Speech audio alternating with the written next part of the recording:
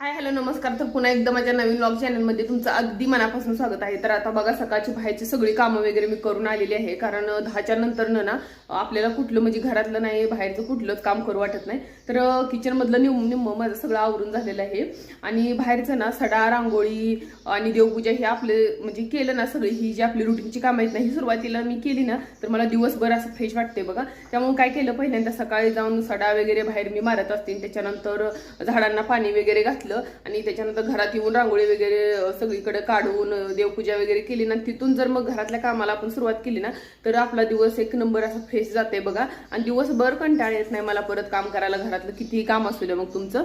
तर आता इथंपर्यंत सगळी माझी कामं झालेली आहेत आणि त्याच्यानंतर आता मला ना थोडीशी हुलग्याची उसळ असते ना आपली त्याची भाजी बनवायची आहे. त्याच्यानंतर अजून भात लावायचा आहे, चपात्या किंवा अजून एक एक्स्ट्रा एखादी भाजी बनवावी लागेल. तर ती सगळी तयारी मी करून ठेवलेली आहे, कारण उन्हामुळे असं होतंय ना आता की आपण ना जेवढं उशिरा कामं करू ना तेवढं टायमिंग पण जाते आणि आपला दिवस पण आपल्याला कामाला पुरत नाही. आणि दुपारची जी काय पेंटिंगची काम आहे ती ना ती पण आपण काय करू शकत नाही. ती म्हणजे काय कपड्याच्या घड्या मारणे किंवा कसं एखादी वस्तू वाळवण वगैरे आपलं वर वाळत घालणे टेरेसवर, किंवा आपली किचनची मांडण्या साफ करणे, फ्रीज साफ करणे असली कामं तर होतच नाहीत. घरातलीच कामं व्हायला वेळ लागते. त्याच्यामुळे ना मी काय करते जेवढं होता होईल ना तेवढं सकाळी लवकर उठते आणि लवकर उठून जी कामं झाली तर जे एक्स्ट्रा वेळ भेटतोय ना त्यानंतर मग परत फ्रीज साफ करणे मांडण्या वेगळी सगळी कामं करत असते. चला तर मग आता बाकीची जी काय कामं आहेत ना माझी ती मी आवरून घेते.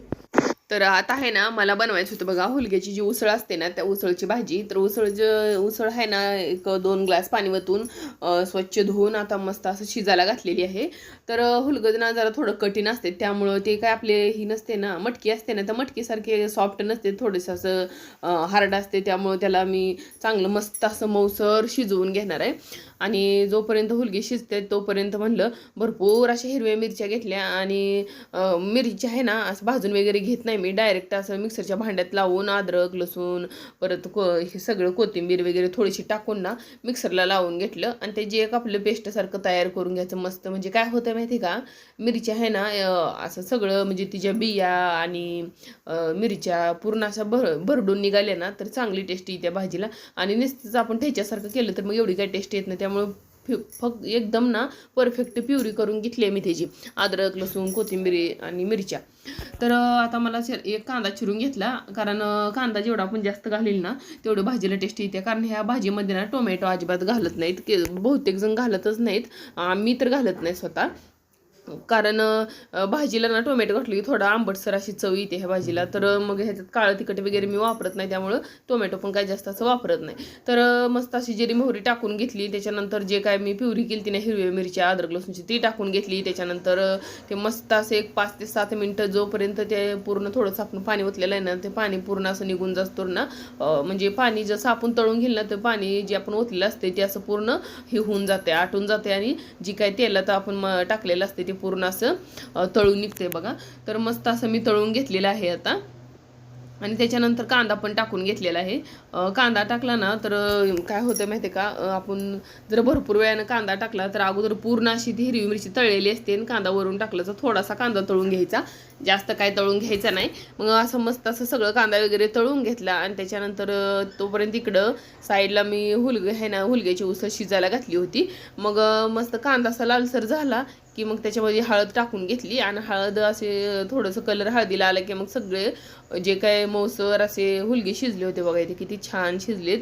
असं आता त्याला जास्त काय शिजवायची गरज नाही, थोडंसं पाणी ओतलं ना मी आणि शेंगदाण्याचा कूट टाकला की मग मस्त असं भाजी होऊन जाईल.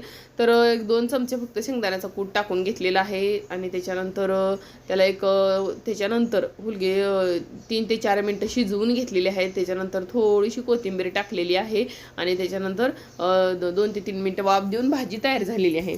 तर त्याच्यानंतर आता मला बनवायचं होतं बघा भरलेलं वांगं पण बनवायचं होतं, वांग्याची ग्रेव्ही पण बनवायची. पण वांग्याची ग्रेव्हीची तिकडं मी तयारी करून ठेवलेली आहे. तोपर्यंत म्हटलं चला आता थोडी ही भाजी शिजवतो.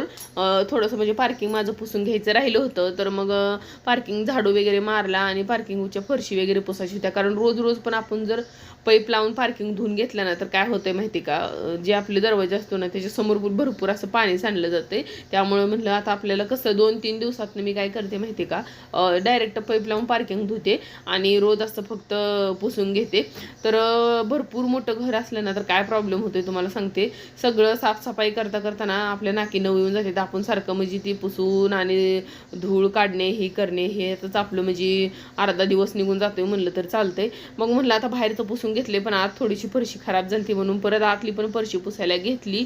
त्याच्यानंतर हॉल वगैरे सगळं पुसून घेतला. आणि काय झालं माहिती का, फरशी पुसून घेतल्यानंतर माझ्या लक्षात आलं की बाबा मी तर फरशी पुसताना ते फरशीचं लिक्विड घातलंच नाही, डेटॉल पण घातलं नाही, आपल्या हायच्या साध्या पाण्यानं पुसले. आणि सध्या माशांचं ना पण प्रमाण आहे, माशा येते थोड्याफार अशा, त्यामुळे मी लिक्विड टाकून फिनेल टाकून पुसत असते. पण म्हणलं जाऊ द्या, आज थोडा कंटाळा पण आलता, तर म्हणलं एखादी रोजचाच दिवस काय सारखा नसतोय बघा. एका दिवशी माणसाला जसं काम करायचा कंटाळा येत असतो एक दिवशी, आणि एक दिवशी आपल्याला भरपूर एनर्जी असते. तर थोडं मला आता सगळं काम करून झालं ना, लास्टचं जे काय काम राहते ना आपलं त्याला थोडा कंटाळाच येतोय. मग म्हणलं आता थोडीशी फरशी राहिली तर आता कसं का होणं असं पुसलं तर ती होऊन जाईल, आणि कंटाळा केला तर मग असं धूळ लागते बघा पायाला. मग सगळी फरशी वगैरे पुसून घेतली. आणि त्याच्यानंतर ना जी काय वांग्याची ग्रेव्ही बनवायची होती ना त्याची पण तयारी करायला घेतली. तर काय केलं, एका ताटामध्ये कोथिंबीर बारीक बारीक अशी कोथिंबीर आहे ना चिरून घेतलेली आहे.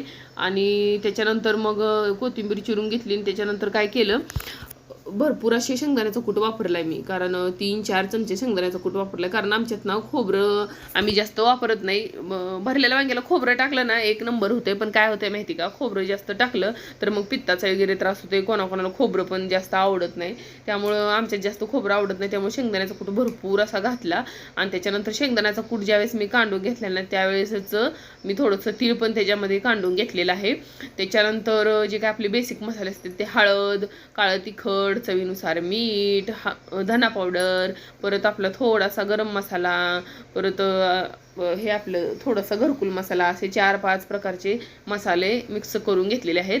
आणि हे जे वाटण आहे ना ते आता असं आपण वांगे जे स्वच्छ धुवून घेतलेत ना त्याच्यामध्ये मी भरून घेत असते.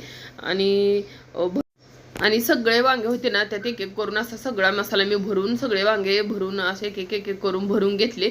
जास्त पण म्हणजे कोरडं ठेवायचं नाही, जास्त पण असं पाणी ओतायचं नाही. काय होतं, जास्त पण पाणी मी ओतलं ना तर माझं ना एक वेळेस भरपूर थोडंसं पाणी जास्त घातलं होतं तर वांग्यामध्ये मसाला राहत नाही बघा, थोडासा बाहेर येतोय. त्यामुळे मी काय करते, तर नॉर्मल आपलं पाणी घालायचं आणि मसाला घट्ट असा बसतोय वांग्यामध्ये. जरी आपण ग्रेव्ही ओतली ना तरी पण मसाला असं वांग पूर्ण शिजून निघलं ना तरी पण मसाला अजिबात बाहेर येत नाही बघा. एकदम म्हणजे परफेक्ट आतनं वाफलूनच निघणार मसाला, अजिबात बाहेर येत नाही. तर त्याच्यानंतर वांग्याची भाजी वगैरे अशी मस्त बनवून घेणार होते मी. तर त्यासाठी काय केलं, मग थोडीशी जिरी मोहरी टाकली. त्याच्यानंतर जी काय मी प्युरी केली ना तर काय केलं परत, ह्या प्युरीसाठी ना 3-4 कांदे चिरलेले आहेत मी. आणि एक अर्धा टोमॅटो घातला, फक्त जास्त टोमॅटो वापरला नाही. कारण ह्यावेळेस कसं होतं माहिती आहे का, आपण 2-2, 4-4 भाज्या केल्या ना तर उन्हाळ्यात थोडं टिकणं अवघड आहे. जरी तुमच्यात फ्रीज बी असला ना तर थोडा आंबटपणा जास्त लागतो जास्त टोमॅटो वापरलं. त्यामुळे मी काय टोमॅटोचा जास्त वापर केला नाही. 4 कांदे घेतले मस्त, त्याच्यानंतर अद्रक लसूणची पेस्ट आणि हे सगळी पेस्ट आहे ना एकत्र तयार करून घेतलेली ह्याच्यात मी टाकून घेतलेली आहे. त्याच्यानंतर बेसिक मसाल्यामध्ये काळं तिखट, हळद हे सगळं टाकून मस्त असं मिक्स करून घेतलं. त्याच्यानंतर थोडासा गरम मसाला टाकलेला आहे. त्याच्यानंतर थोडासा आपलं धना पावडर टाकलेली आहे. आणि त्याच्यानंतर कढीपत्ता ना राहून गेलता म्हणून म्हणलं कढीपत्ता अजून हाय तेल तोपर्यंत कढीपत्ता पण मस्त असा तळून घेतला. आणि काय होते माहिती आहे का, कढीपत्ता थोडा तर टाकला ना तरी भाजीला एक वेगळंच असं म्हणजे टेस्ट येते बघा. तर कढीपत्ता वगैरे टाकून सगळं मस्त असं झालं. त्याच्यानंतर ती प्युरी आहे ना तर ती प्युरीला असं मस्त कलरही असतो ना, मी त्याला चांगलं तळून घेत असते. आणि प्युरीला एकदा कलर आला ना, आपली जी ती ग्रेव्ही आहे ना त्याला कलर आला ना, ते सगळे वांगे त्यात टाकून घेतले.